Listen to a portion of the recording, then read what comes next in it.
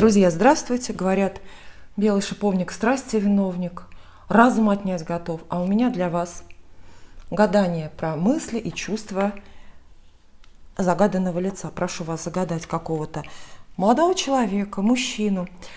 И мы узнаем, что он о вас думает и что он чувствует к вам. В настоящий момент, вот в это время, когда вы смотрите это гадание. И как всегда, я предлагаю вам на выбор 3 колоды карт Таро. Первые карты – это Напа Таро. Вот такие красочные современные иллюстрации. Вторые – одна из старейших колод, как считается, это Таро Висконти. И третье – это Царское Таро. Вы сюда можете загадать человека далекого или близкого, того, с кем вы давно не виделись, может быть, годы, или того, с кем вы расстались буквально вчера. Пожалуйста, выбирайте первый вариант, второй и третий. Если вы выбрали первый вариант, то для вас вот такие вот карты Напа Таро. Довольно редкая колода. Карты красивые, просто устроены, с выразительными, понятными иллюстрациями.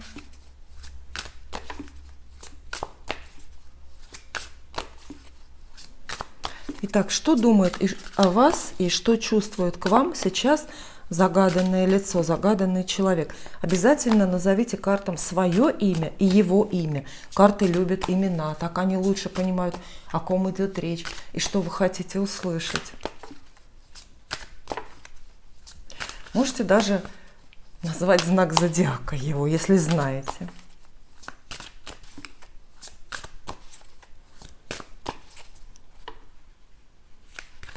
Итак, что думает, как относится к вам этот человек, что он думает, что он чувствует к вам? Я думаю, что мы можем себе позволить...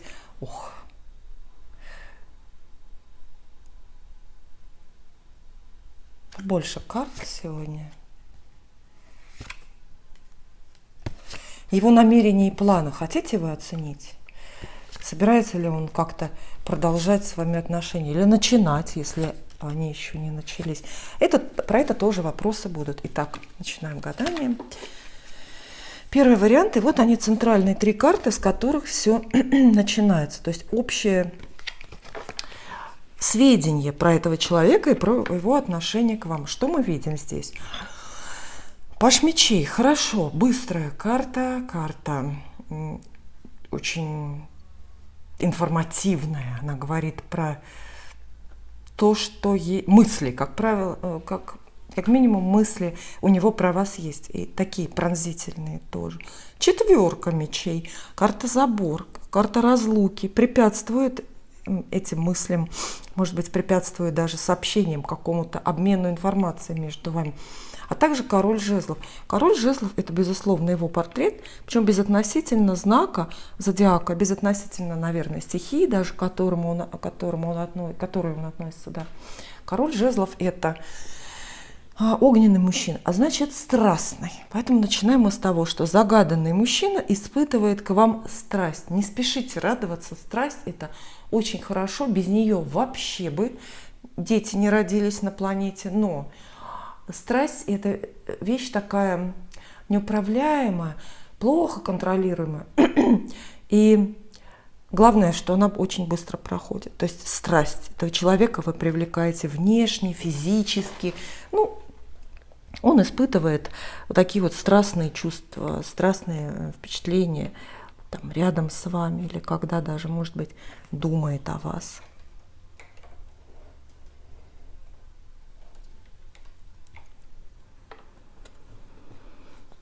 Дальше. А рядом 2 карты масти мечей говорят, что да, в основном у него даже не чувства преобладают к вам, а именно мысли про вас. Он активно, скоро и много думает про вас по разным причинам. Может быть, он такой человек, привыкший думать, у которого более любовь, привязанность через голову идет. А возможно, между вами случились уже какие-то эпизоды для него травмирующие, неприятные эпизоды, которые принесли ему неудовольствие. Поэтому он как король жезлов по отношению к вам, страстный человек, так он и паш мечей. То есть человек какой? Непонимающий. Это карта непонимания. То есть в какой-то момент вы в личной беседе или, может быть, в переписке где-то друг друга не поняли. Он не понял вас. От этого образовался между вами такой своеобразный провал, пропасть непонимания. Знаете, так иногда говорят. И тут между нами пропасть непонимания. И, вероятно, вот этого он непониманием воспринимает очень болезненно, потому что 4 мечей – это, конечно, еще и карта болезни, она так называется. Болезненное непонимание. Представляете, какое кипение, какое бурление в нем идет к вам, если эта страсть смешивается с болезненным непониманием. Похоже, что этот человек немного чувствует себя отвергнутым или отверженным рядом с вами. Как правильно, как вы думаете? Но что у него на сердце рядом к вам? Рядом карты. Снова, кстати, карты фигурные, поэтому мы здесь опять обращаем внимание на него, и он обращает внимание на себя. Так часто бывает, чаще, чем вы думаете. Мужчина в отношениях чувствует и думает более о себе. Не обязательно мужчина, и женщины, люди все так устроены. То есть для него, а сейчас, что у него на сердце? У него более даже не чувство к вам, а желание разгадать, что вы чувствуете к нему. И мысли какие-то серьезные у него, это же паш пентаклей выпадает. Паш пентаклей – это практически человек, это серьезные намерения, вплоть до брака. Карта отшельник здесь есть. Как ни странно, при всем ее вот таком вот драматическом звучании, она часто в гаданиях на любовь как раз-таки брак обозначает и предсказывает. И при этом, видите, 2 мечей. Маленькая карта, но в этой тройке она будет ведущая, потому что она описывает очень закрытую позицию этого человека. Знаете, как получается? Хочет позвать вас замуж, но ни за что вам сейчас про это не скажет, ни за что не признается, закрылся. Это сильная карта, хоть это и младший аркан. По 2 мечей человек, знаете, считает, что вы его не понимаете, что он с вами наживет более неудовольствия, более несчастья, чем счастье. Поэтому вас как-то намерился близко не подпускать. А возможно, он выставляет такие условия. Знаете, как женщины чаще выставляют условия. Вот женись на мне, только на таких условиях мы продолжим отношения. Так часто девушки говорят, может быть, они и правы. А здесь такое чувство, что вот этот парень так чувствует. Молодой человек, этот мужчина так чувствует. Закрывается от романа, например, и скрывает свои серьезные намерения, потому что считает, что вы их не оцените, не поймете, не разберетесь с ними, не разобравшись, вернее, как-то отвергнете. То есть вот он явно не хочет признаваться в этих чувствах вам, серьезности своих чувств. А плохо это или хорошо? Конечно, плохо, потому что это значит, что вы принципиально как-то неправильно себя ведете, вы его пугаете своим поведением, своими словами или поступками. Просто так влюбленный мужчина от вас никогда не закроется. Есть ведь известное такое выражение: если мужчина вас полюбил или только влюбился, он сделает все возможное, чтобы донести эту информацию до вас. Не помню, кто это сказал. А здесь он делает все возможное, чтобы не донести эту информацию для вас. Понимаете? Поэтому боится, наверное, что все эти слова его будут использованы против него самого, если он вам про это скажет или кому-то даже скажет. Что он думает? Здесь немножко, тоже 3 карты, но здесь немножко мы переключаемся на его голову. Здесь более чувства мы увидели, а здесь критическое мышление, оценочные суждения. И думает-то он, ой, ну он думает о браке. Почему вы отказываете хорошему человеку в его самых чистых, серьезных намерениях? Мысль-то у него о свадьбе. 4 жезлов, карта свадьба, она так и называется, причем, ну, правильно она называется праздник, видите, люди, аборигены какие-то здесь празднуют. Но свадьба это тоже праздник. Солнце, торжественное событие, большое счастье, наступление ясности, некая кульминация любовной истории. Ну и вообще-то даже самая главная карта про брак и новый дом, это туз пентаклей выпадает. То есть мы имеем героя, вы спрашиваете здесь карты про героя, который только и думает о браке, об общем бюджете, и об общем бюджете с вами. Я не думаю с такими картами, что у него, между вами есть какие-то крупные, большие проблемы. Пока я их совсем не вижу. То есть да, он сейчас закрывается, в чем-то вам не признается, в своих чувствах. Да, он в разлуке. И, может быть, эту разлуку он провоцирует, понимаете, сам, из-за непонимания. Он не понимает, чего от вас ждать. Согласны ли вы на этот брак или на продолжение серьезных отношений? И он эту разлуку создает сам. Он, может быть, уехал нарочно, напросился в какую-то дальнюю командировку. Может быть, просто сидит дома и не соглашается на свидание. То есть этот человек немножко притупляет, гасит свою страсть к вам и гасит свои серьезные намерения в отношении вас. Но все-таки карты не очень страшные. Паш мечей, корень зла между вами. Это непонимание, которое можно решить разговором, словами. Если вы скажете вашему герою какие-то правильные слова, которые он, может быть, давно как-то от вас ждет, скорее всего, и разлука закончится, и все между вами станет хорошо. Но уж какие именно слова вы должны, конечно же, решить сами. Мое гадание про это, не про это, хотя и про это тоже мы можем как-нибудь погадать. Вот. То есть мысли мы увидели. Прям думает, очень четко воображает в своей голове, в своих мечтах, визуализирует, материализация чувственных идей, визуализирует вашу с ним свадьбу. То есть, может быть, даже уже в голове подбирает себе костюмчик. Вот какой костюмчик будет.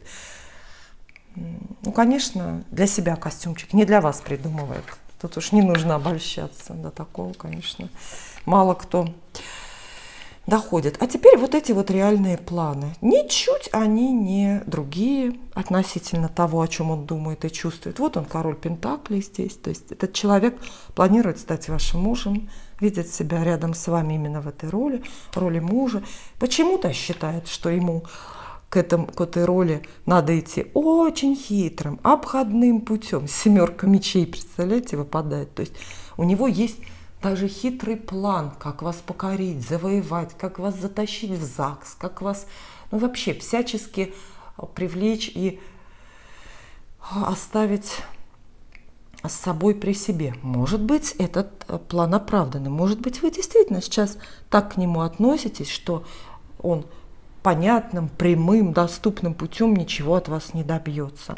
А может быть, это он все эти препятствия сам придумал. И может быть, вы сами рады с ним под одной крышей поселиться. Не знаю, вы разберитесь, пожалуйста. Но этот человек видит себя вашим мужем. Такой четкий, конкретный план есть у него. И задумал какую-то многоходовочку. Как это все дело организовать? Ну, и здесь выпадает еще титульная карта из колоды. Я в некоторых колодах держу титульные карты, чтобы сохранять свободу для карт. Ну, не хотят они про что-то сказать, хотят где-то сохранить тайну, инкогнито. Значит, мы должны их выбор уважать. То есть колода вам говорит, а еще вот у него план такой, стать вашим мужем, во что бы то ни стало, и как-то выкрутиться. А есть еще что-то есть в планах, про что мы вам пока не скажем. Ну, пусть будет сюрприз. Любовь, любовная история всякая должна быть полна сюрпризами, иначе это скучно и неинтересно. шаги, поступки, действия этого человека в ближайшее время по отношению к вам. Все очень чудно, все очень понятно. Снова карты склоняются в тему брака. Ну, я под словом брак, может быть, и ваш мужчина под словом брак понимает, наверное, ну, не обязательно вот эту государственную юридическую регистрацию ваших отношений, хотя чаще всего так бывает, да? Под словом брак мы здесь понимаем нечто большее: взаимную ответственность, общий дом, общий бюджет и одну общую на двоих жизнь. Туз мечей вам выпадает, предложение о браке, то есть этот человек вам сделает это предложение. Достаточно сделает, кстати, легко и быстро. Судя по всему, тучи, вот эти, которые его заставляют сейчас от вас немножко закрываться, пройдут. Предложение сделает не в ультимативной форме. Легкая двойка пентаклей здесь выпадает. То есть он сделает вам предложение и при этом предоставит свободу выбора. Это может звучать слишком легко или легкомысленно. То есть, может быть, не будет, ну, вот этой вот классической банальной сцены с припадением на колено и поднесением кольца. То есть это будет довольно веселая, может быть, какая-то повседневная обстановка. Пятерка пентаклей здесь выпадает. Очень плохая для денег карта и очень хорошая для любви. Этот человек скоро признается вам, что никого ближе вас у него нет и не было. Что он в вас буквально нуждается по разным причинам, не может без вас продолжать жить. И еще он признается, что больше всех на свете вам доверяет.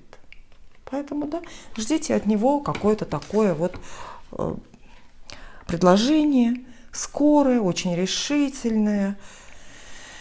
Прекрасные карты, мне, наверное, нечего вам добавить и не о чем вас предупредить. Я думаю, что все идет правильно. И совет да любовь, что ж. Второй вариант и Таро Висконти. Пожалуйста, назовите вслух или про себя имя героя, свое имя, потом имя мужчины, молодого человека, на которого собираетесь гадать. Карты любят имена. Можете даже назвать знак зодиака, его и свой. Карта Таро Висконти. Да, действительно, считается, что это одна из самых старых колод, найденных и растиражированных в принципе. Карты, на которых почему-то трудно гадать, но посмотрим, насколько сегодня к нам будет с вами благосклонна эта самая судьба. Итак, о чем мы спрашиваем? Что чувствует этот загаданный человек, загаданное лицо к вам? Что он думает про вас и ваши отношения? Какие, возможно, у него есть планы относительно вас? Чего вам можно от него ожидать, ну или не ожидать. Итак, сначала вот первые три карты, они нам расскажут главное, как в целом этот человек к вам относится, что он, какое место он занимает в вашей жизни или какое место вы в его жизни занимаете, ну и насколько между вами все серьезно. То есть, по сути, вот эти первые три карты отвечают на вопрос, насколько состоятельно ваш запрос к картам. Да? То есть о чем спрашивать или не о чем спрашивать. И мы здесь получаем, ну вот центральная карта у нас шестерка жезлов. В целом карта довольно неплохая. Как все жезлы, она описывает наличие некого огня душевного, некой страсти у этого человека по отношению к вам. Он вами гордится знакомством с вами или тем, что вы обратили на него внимание. То есть вы для него такая, в общем-то, воплощенная звезда. А также он хочет вас победить, покорить, он хочет вас унести как трофей. Иногда говорят, что шестерка жезлов может наряду со своими соседями пятеркой и семеркой обещать ревность, что этот человек ревнует. А я скажу, что скорее это не ревность, это желание победить, знаете, отхватить себе звездную девушку как ценный приз, чтобы другие завидовали. Вот в целом его позиция по отношению к вам такая. Хорошая позиция? Да, я думаю, да. Это многообещающая история. Тройка кубков рядом.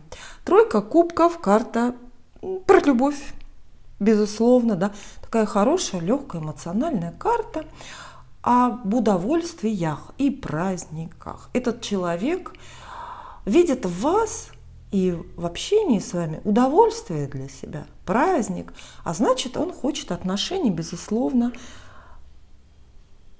продолжать. Но есть одно но.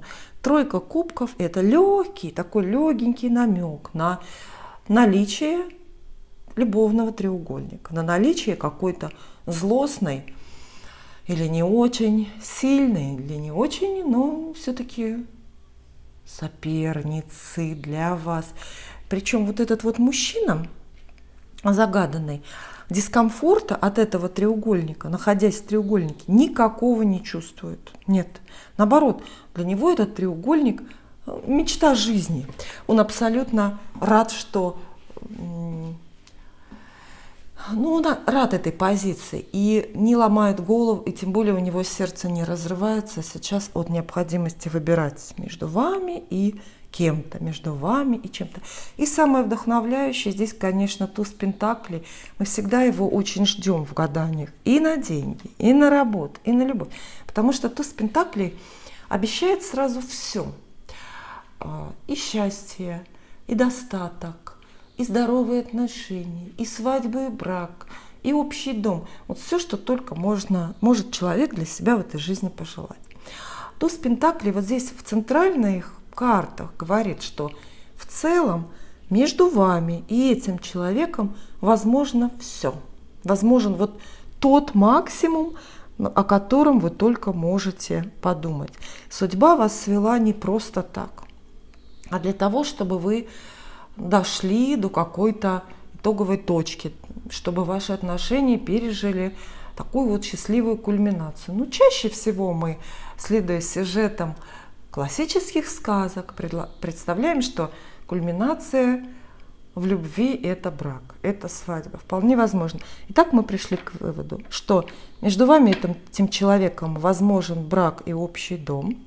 Он видит в вас звезду и не видит ничего дурного в том, чтобы встречаться еще с какой-то женщиной или с женщинами, может быть, даже переписываться с какими-то женщинами массово в интернете, как это сейчас популярно. Далее. Что у него на сердце? И вот здесь, пожалуй, у меня будет для вас... Да, и вот здесь вот, пожалуй, у меня будет для вас самые, и хорошие новости, и плохие. С одной стороны, видите, позиция-то его очень активная, это очень хорошо. Чувства у него не остывшие, сердце не каменное, да. Здесь есть паж жезлов, он обозначает страсть. Страсть достаточно свежая, новая, какая бывает, как если человек с вами буквально недавно познакомился. А если вы познакомились давно и даже пережили совместную любовную историю, то тоже можно порадоваться.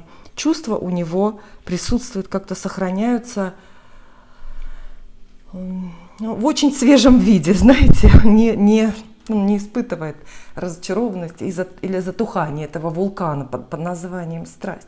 Далее здесь есть карта звезда. Это все та же мечта. Я вам говорила, вы звезда для этого человека. Он о вас мечтает. Он мечтает вас покорить, завоевать и унести как ценный приз. И вот здесь тоже у вас на сердце, видите, выпадает звезда. То есть основная идея и основная ценность или основная значимость ваша для этого человека – это ваше блистание, ваша звездность. Звездность бывает очень разной. Здесь истории это субъективные, и, конечно, вы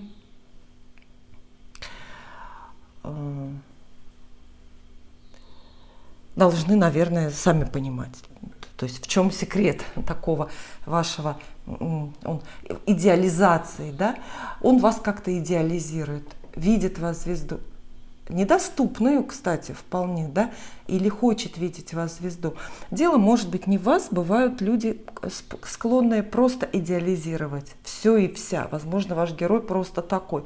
Это часто, кстати, проблема, ну или проблемы, или счастье огненных людей. У огненных людей всегда все обожествляется, все идеализируется, все выглядит не таким, каким является на самом деле. Он о чем-то связанном с вами мечтает. Мечтает, например, жениться, или чтобы отношения начались, или чтобы они продолжились.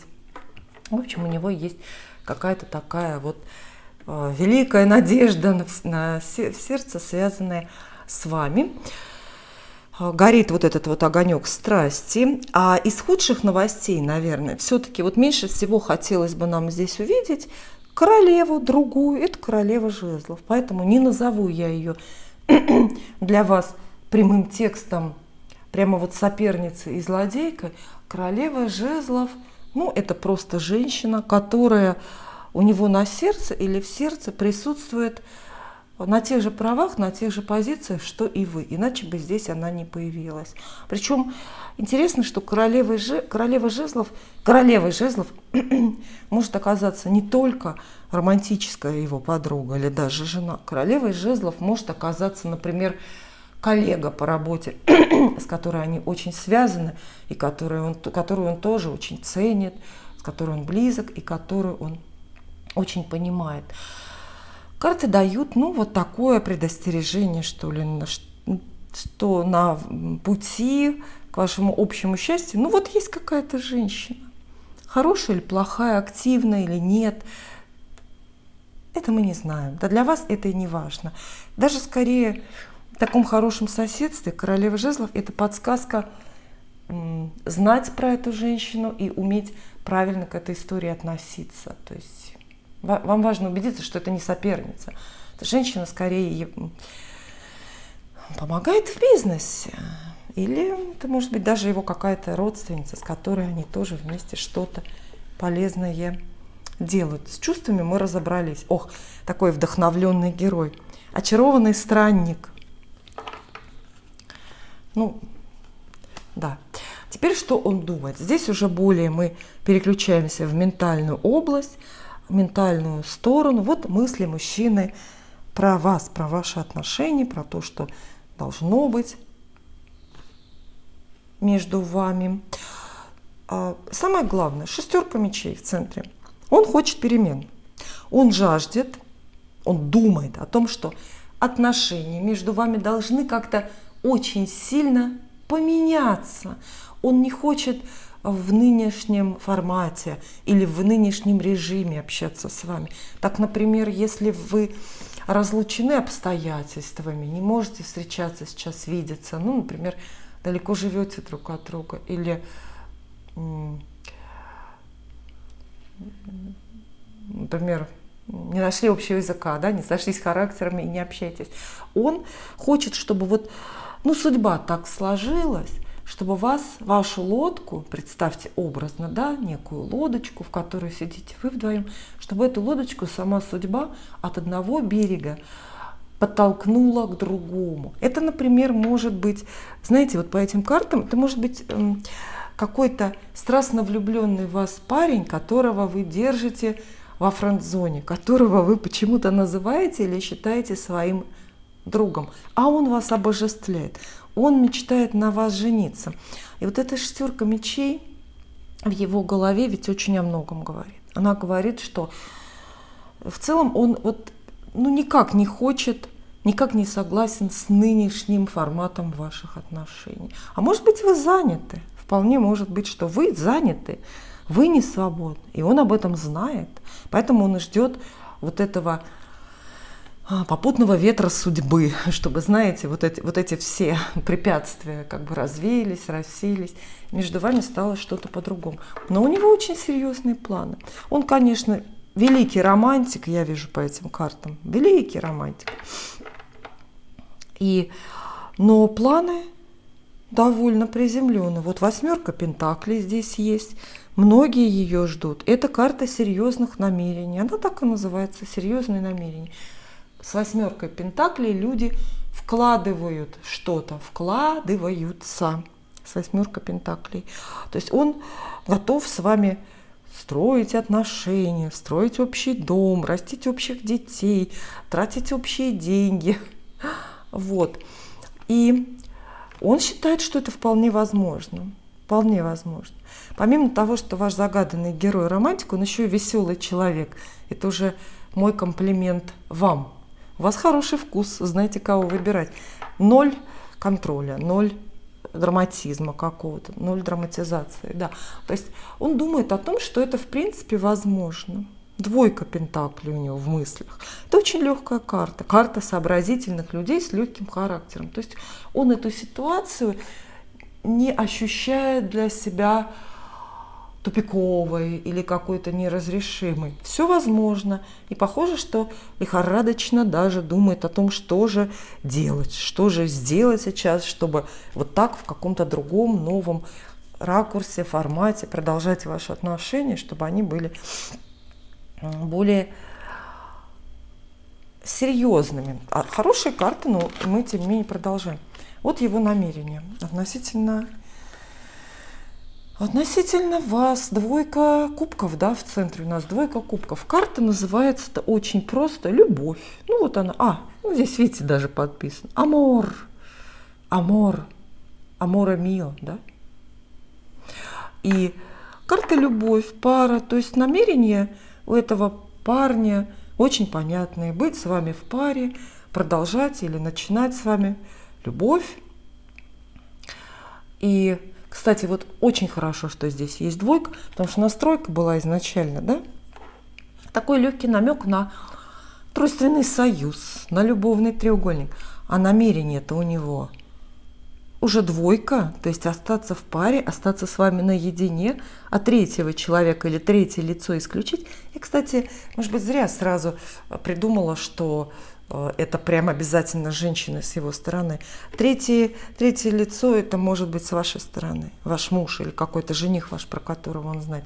А в планах у загаданного лица, у того человека, чье имя вы произнесли в начале гадания, остаться с вами вдвоем, просто парой, не скрываться и быть только вот наедине друг с другом. Но тут вот неожиданно как раз карты-то трудные какие-то появляются. Ваш герой все-таки видит какое-то препятствие очень конкретное.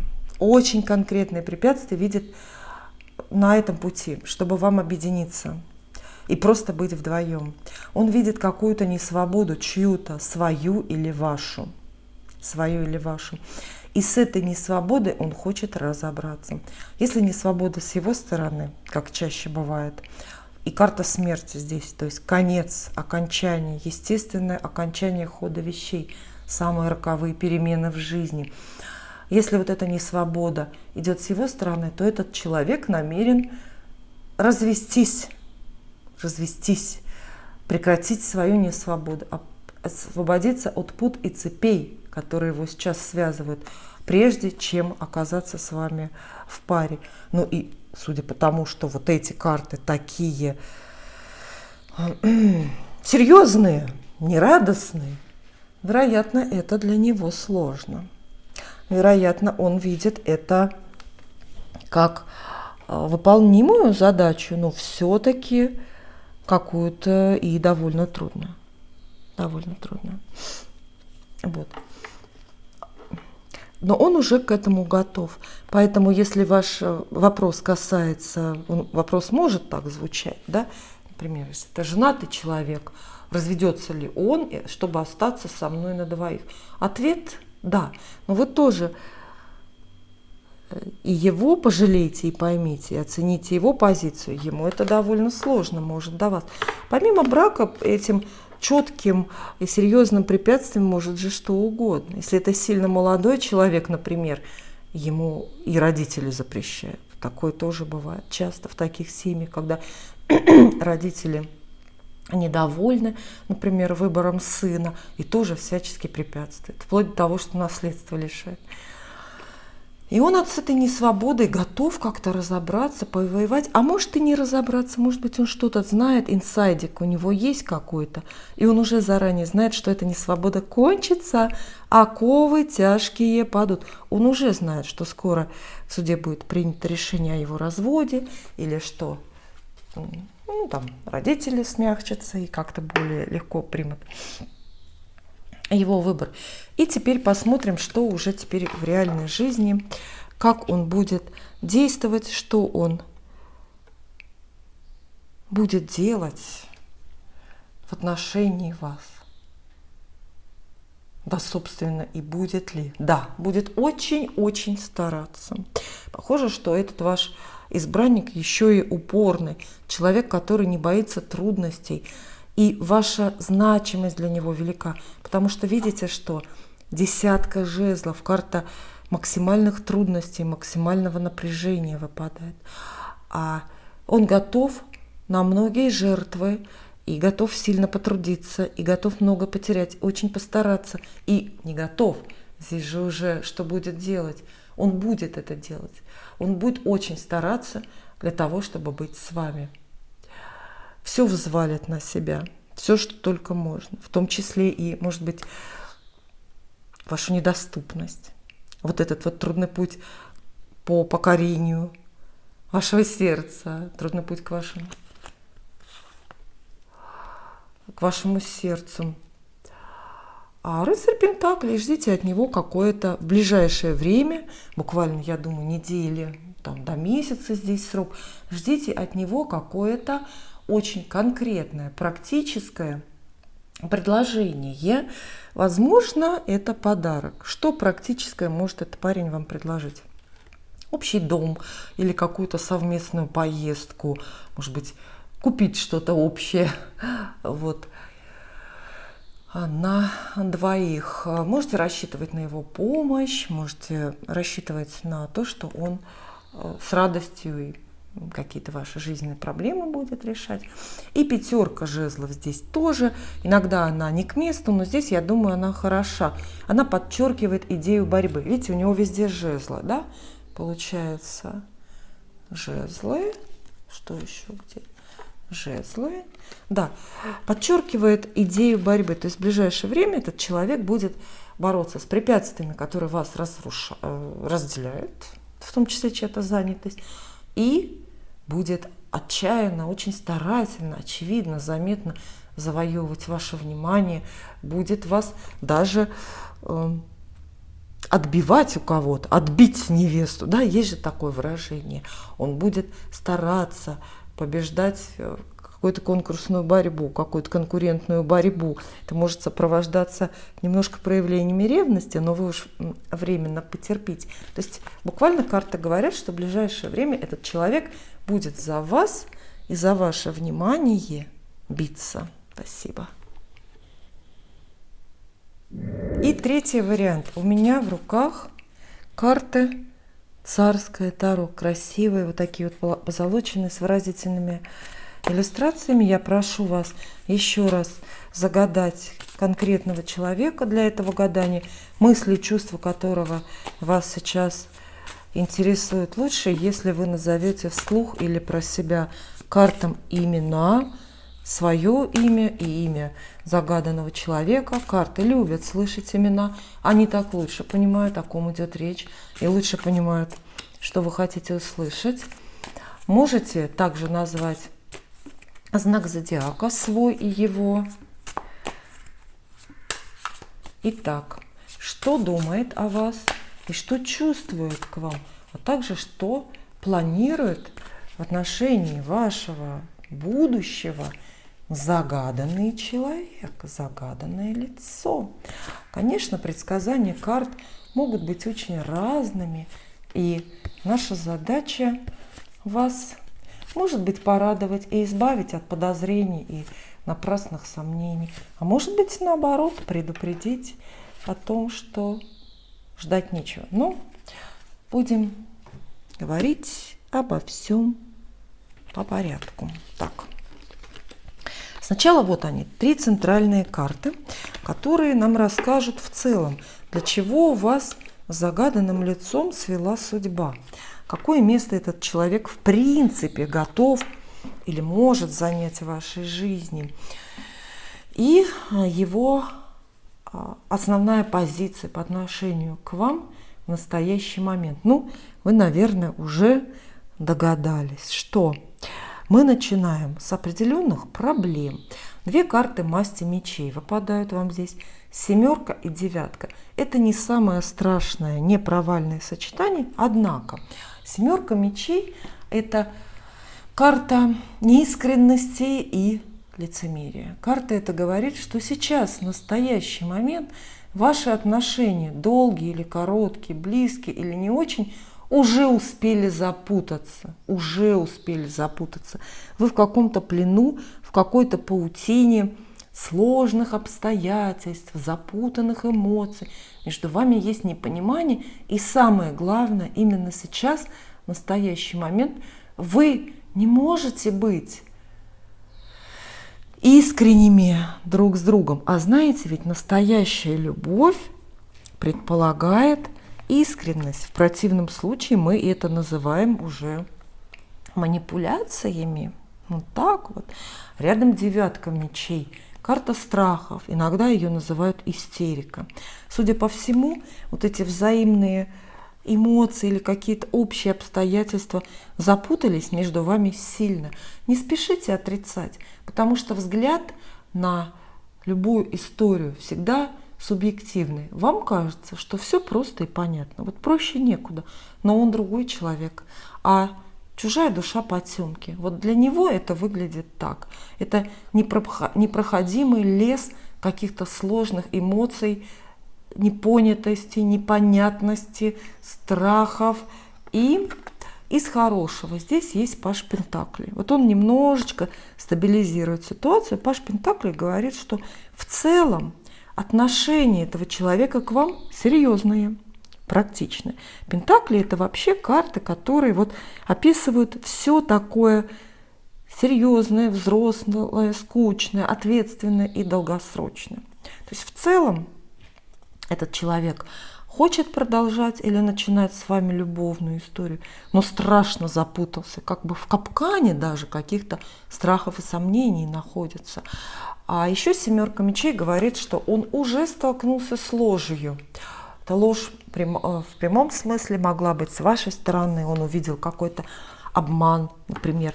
А может быть, вас оболгали, может быть, кто-то ему подсказал плохое про вас думать. Такое бывает, если у вас есть общий круг каких-то знакомых. Теперь у него на сердце. Давайте разбираться. 3 крупные карты. Я вижу, что они очень хорошие. Не скажу, что они очень хорошие. Скажу только, что они очень выразительные. Но центральная все-таки король кубков. И в этом портрете, в этой фигурной карте король кубков, вы должны увидеть его, вы должны его рассмотреть. Кого мы видим здесь на этой чудесной иллюстрации? Высокий, да, судя по пропорциям тела, рыжеволосый, красавец, король кубков. В общем, в колоде Таро это любящий или влюбленный мужчина. То есть сердце мужчины этого с вами. Он вас любит или влюблен. Да, возможно, интерес его к вам самый простой, примитивный. Как вот такой, знаете, классический интерес мужчины к женщине. Вы ему нравитесь внешне, он хотел бы оказаться с вами, ну, знаете, к вам физически поближе, так как-то это назовем. В общем, влюбленный такой вот мужчина. Далее здесь есть Паж мечей. Видите, все-таки эти противные мечи. И в сердце к нему они уже забрались. Паж мечей – это непонимание. Просто непонимание. Он влюблен и ничего не понимает, что между вами происходит. В первую очередь не понимает ваши чувства, не понимает, что вы можете к нему испытывать, не понимает, что ему делать. А, кстати, и не понимает себя. Ну, мужчины ведь тоже люди, и они так же, как и женщины, часто себя не понимают. Вот. Но на сердце беспокойно, переживает он о вас, помимо своей воли, скорее всего, очень много. И здесь вот есть еще карта башни, которая, конечно, нам всю картину сильно-сильно сбивает и портит. Карта башни говорит, что вот эта романтика, чувства мужчины к вам готовы внезапно разрушиться в любой момент, хоть завтра. Причем разрушиться, если вы этого допустите, разрушиться и прекратятся эти чувства у него абсолютно, знаете, до основания.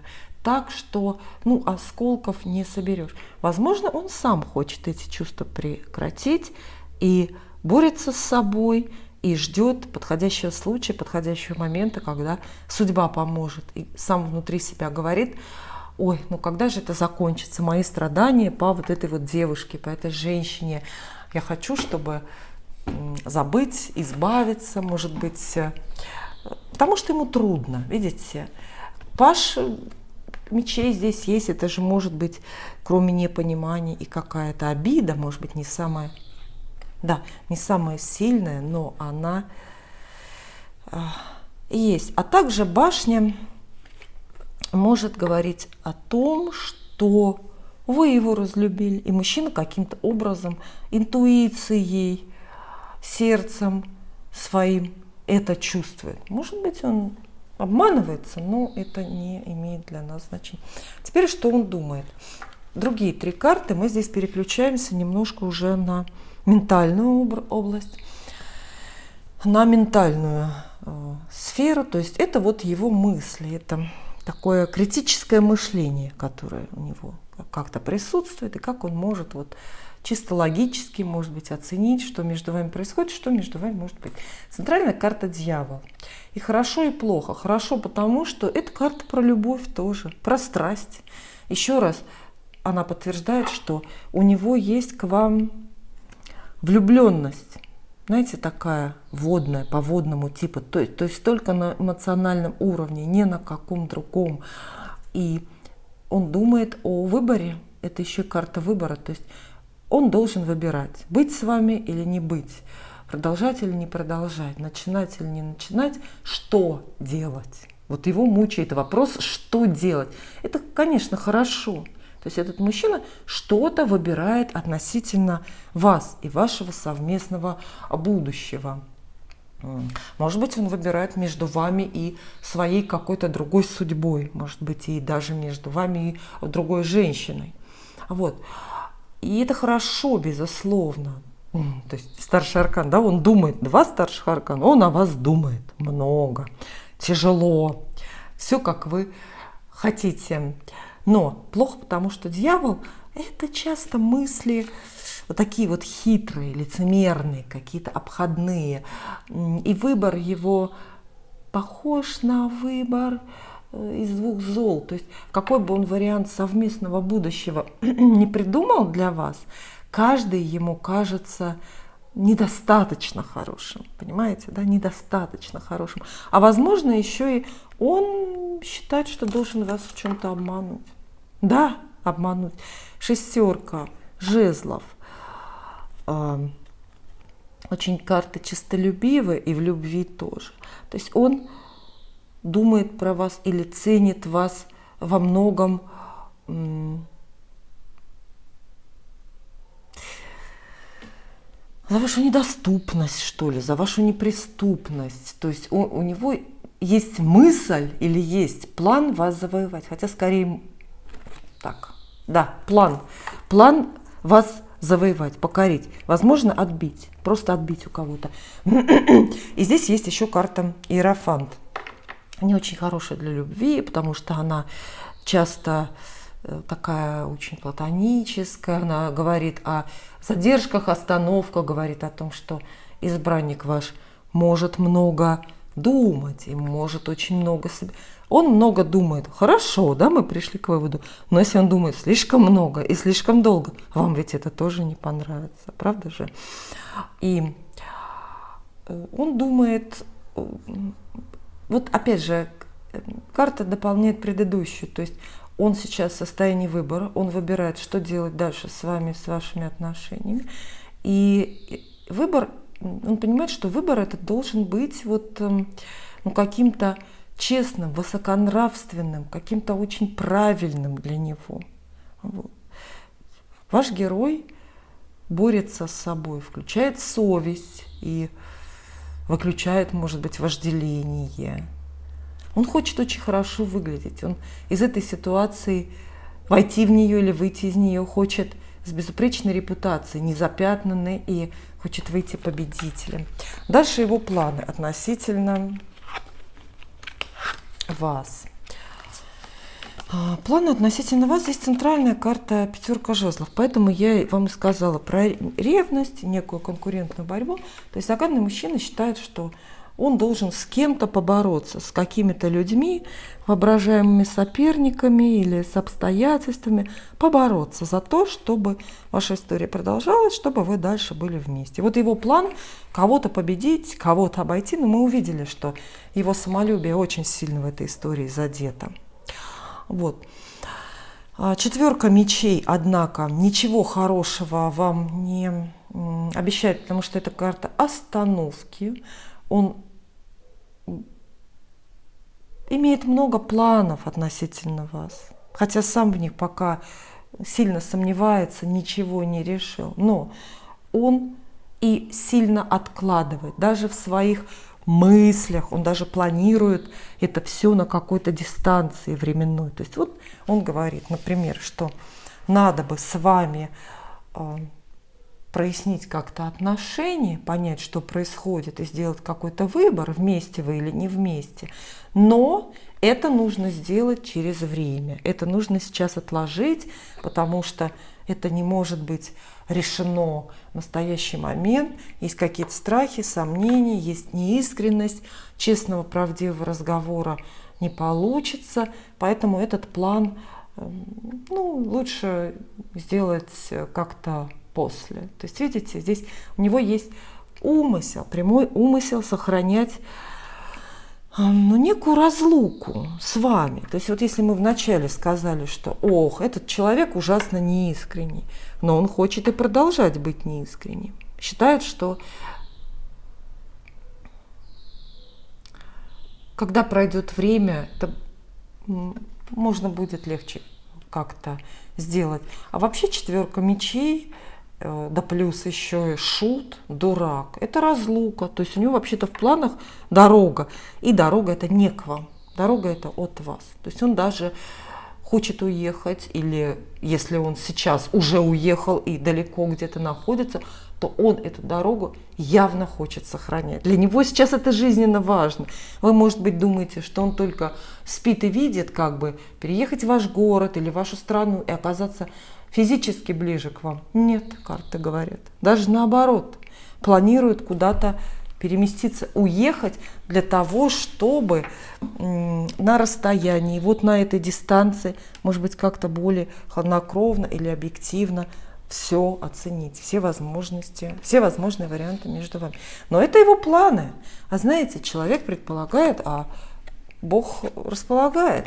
Поэтому, а что будет на деле? Планы вот такие у него. Но хитер, я так скажу. То есть, если прошлого героя, то есть второго варианта, прошлого гадания я уверенно называла романтиком, то этого я назову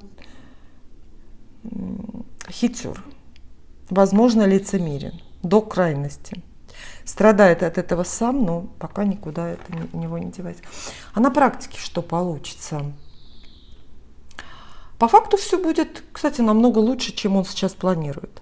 Его дорога, вот этот отъезд или его убегание, сбегание от вас не состоится. Можете этого не бояться. По крайней мере, не теперь. Не теперь. В ближайшие дни, недели или даже в течение месяца ваши отношения, контакты как-то восстановятся или продлятся. Счастливые тройки здесь выпадают. Вот они, две счастливые тройки. Тройка пентаклей, тройка кубков. Тройка кубков вообще про любовь. Она описывает праздник, свидание, увеселительную поездку, в которой вы, может быть, и не окажетесь наедине в паре. Может быть, с вами поедет еще какой-то человек или другие люди. Это может быть коллективная поездка, какая-то корпоративная или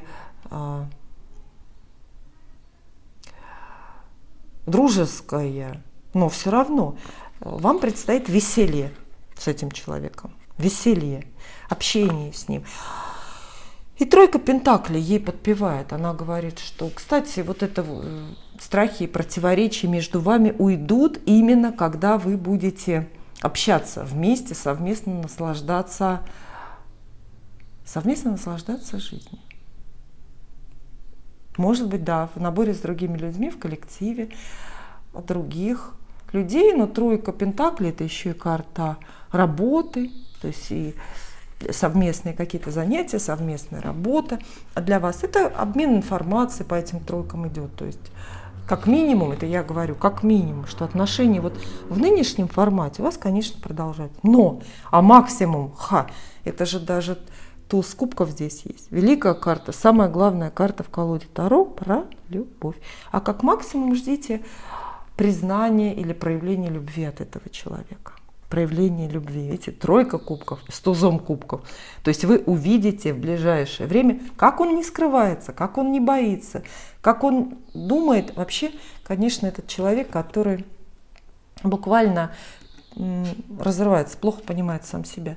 И вот несмотря на то, что мысли-то у него такие противоречивые и странные, на деле получится, что он проявит к вам как-то любовь. Проявить любовь можно по-разному.